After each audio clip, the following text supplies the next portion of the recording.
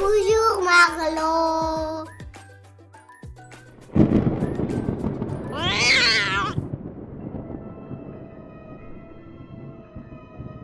Un samedi soir d'automne, papa et maman ont proposé que nous fassions une promenade après le dîner. Trop chouette. Camille a sauté de joie.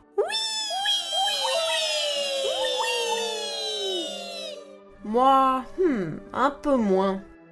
La nuit tombait vite et le vent soufflait dans les arbres. Pas de panique, Lucas.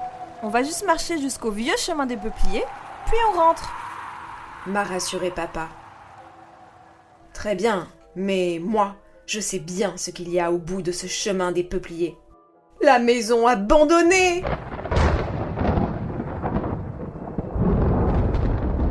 Tout le monde au village en parle. Personne n'y vit depuis 50 ans, paraît-il. Les volets sont cassés, le toit est percé, et la cheminée penche comme si elle voulait attraper quelque chose. On raconte aussi qu'on y a vu des lumières et entendu des voix. Évidemment, Camille n'a peur de rien. Elle avançait devant moi en sautillant, sa lampe de poche à la main.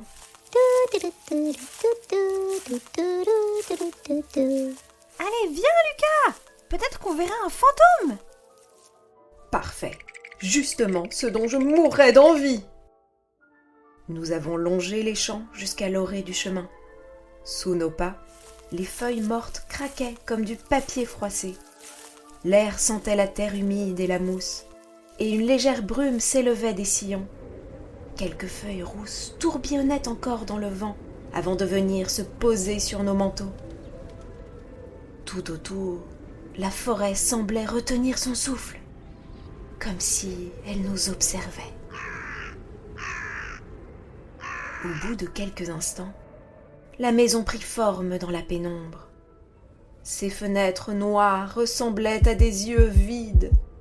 Mon cœur battait la chamade. Papa et maman sont restés en arrière pour ramasser des châtaignes tombées au sol. Et là, Camille a fait exactement ce que je redoutais. Elle a filé devant, en direction de la maison. Je n'ai pas eu le choix. Je l'ai suivie. Camille, attends! Devant le portail rouillé, nous nous sommes arrêtés. Une planche grinçait doucement, poussée par le vent. Soudain, un bruit! Un tapotement venant de l'intérieur. Je me suis figée. Camille, elle, a levé son menton, fière comme une guerrière. Tu as entendu? Quelqu'un nous appelle. Avant que je puisse l'arrêter, elle a poussé le portail, qui a gémi comme un monstre endormi. Nous avons traversé le jardin, envahi d'orties et d'herbes folles. Mes chaussures s'accrochaient dans les ronces. La porte d'entrée, elle, était entr'ouverte. Camille a chuchoté. Si on entre et qu'on trouve un fantôme, je lui demanderai pourquoi il est resté ici. Et toi, Lucas, tu pourras lui demander s'il a peur du noir. Haha, très drôle. Moi, j'avais plutôt envie de courir retrouver papa et maman. J'étais sur le point de tourner les talons quand... La porte s'est refermée derrière nous.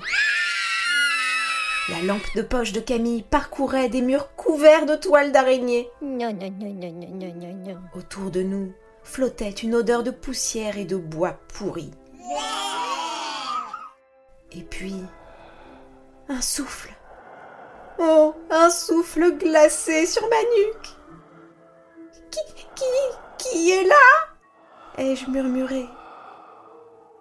Un chuintement est monté de l'escalier, comme une plainte. Camille a serré ma main. Cette fois, elle aussi tremblait un peu. Oh là là là là là là. Nous avons avancé à pas de souris. Les marches craquaient sous nos pieds. À l'étage, la porte d'une chambre grinçait, entr'ouverte. Une lueur bleutée filtrait. Nous avons osé pousser. À l'intérieur, pas de fantôme, mais un hibou blanc. Il avait dû entrer par le toit percé et ne plus trouver la sortie. Ses yeux brillants, ronds comme de lune, donnaient l'impression d'une apparition. Camille a ri, soulagée. Voilà donc le fameux fantôme! Quant à moi, j'ai soupiré de bonheur. Ah. Ce n'était qu'un hibou, magnifique qui plus est. Waouh. Nous avons ouvert grand la fenêtre. Le hibou s'est envolé d'un battement d'ailes, comme pour nous remercier, et a disparu dans la nuit noire. Alors, comme par magie, la maison a semblé moins sombre, moins terrible. Le temps de reprendre notre souffle, et soudain, un autre bruit nous a fait sursauter. Dans un coin de la chambre, un vieux tissu bougeait tout seul. Il se soulevait, retombait, puis se mettait à trembler comme s'il cachait quelque chose. Mon sang s'est glacé. Ah! Un fantôme cette fois, c'est sûr! Ai-je chuchoté, m'agrippant au bras de ma grande sœur. Camille, elle, s'est approchée en serrant sa lampe comme une épée. Quel courage! Elle a tiré d'un coup sec le drap poussiéreux. Et là, surprise, un chaton minuscule. Il miaulait d'une voix aiguë, tremblait de froid, et ses yeux ronds brillaient dans la lumière comme deux billes vertes. Son petit museau était couvert de poussière, et ses moustaches frémissaient. Camille a éclaté de rire. Hihi, regarde Lucas! Voilà notre fantôme! Il fait miaou! Je me suis doucement approchée. J'ai tendu la main. Et le chaton l'a aussitôt frotté de sa tête soyeuse. J'ai senti mon cœur fondre comme neige au soleil. Nous l'avons enveloppé dans le vieux tissu pour le réchauffer. Puis avons redescendu l'escalier à toute vitesse.